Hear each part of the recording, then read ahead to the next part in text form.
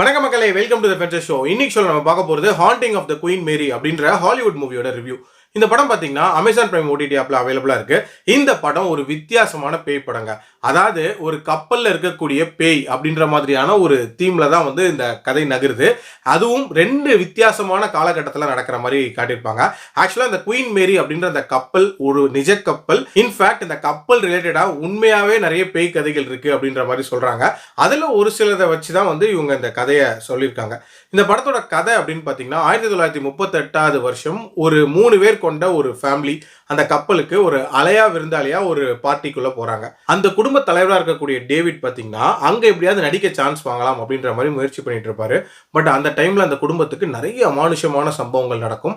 அது ஏன் நடக்குது அப்படின்றது ஒரு தனி பிளாட்டா போயிட்டு இருக்கும். அப்படியே பேரலா பாத்தீங்கன்னா பிரசன்ட்ல இதே மாதிரி ஒரு 3 பேர் கொண்ட ஒரு ஃபேமிலியா காட்டியிருப்பாங்க.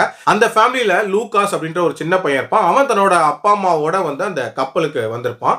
அந்த பையனோட அம்மா வந்து ஒரு பேய் கதை எழுதக்கூடிய ஒரு நபரா இருப்பாங்க. ஸோ வித்தியாசமான கதைகள் கிடைக்கும் அப்படின்னு சொல்லிட்டு அந்த கப்பலுக்கு வந்திருப்பாங்க. வந்த இடத்துல அந்த ஃபேமிலிக்கு என்னென்ன மாதிரியான அமானுஷமான சம்பவங்கள் நடக்குது அப்படின்றது ஒரு தனி பிளாட்டா போகும். இந்த ரெண்டு பிளாட்டுக்கான கனெக்ஷன் என்ன, இந்த ரெண்டு டைம் ஃப்ரேம்லயுமே பேயா இருக்கிறது யாரு, அந்த பேய்களுக்கான இன்டென்ஷன் என்ன, கடைசியா அது நிறைவேறிச்சா இல்லையா அப்படின்ற மாதிரி நிறைய விஷயங்களை சொல்லக்கூடிய ஒரு படம் தான் இந்த படம்.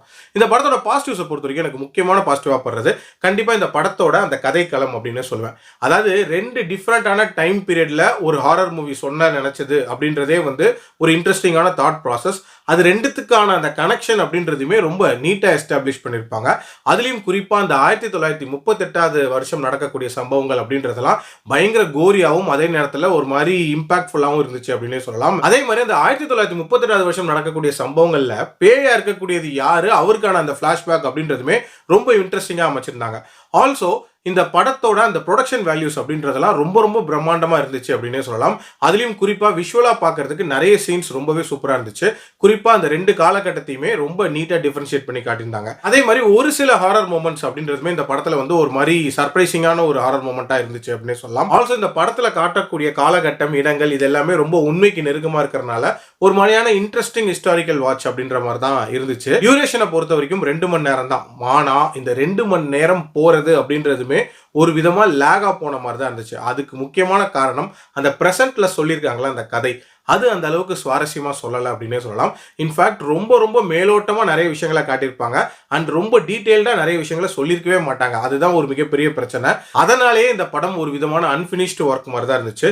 இன்னுமே தெளிவா கிரிப்பிங்கா இந்த கதையை சொல்லியிருந்தாங்க அப்படின்னா இந்த படம் ஒரு சூப்பரான ஒரு பேய் படமா இருந்திருக்கும். பட் என்ன பொறுத்த வரைக்கும் ஒரு ஆவரேஜ் வாட்ச் அப்படின்னு தான் சொல்லுவேன். என்னோட ரேட்டிங் இந்த படத்துக்கு 2.8 அவுட் ஆஃப் 5.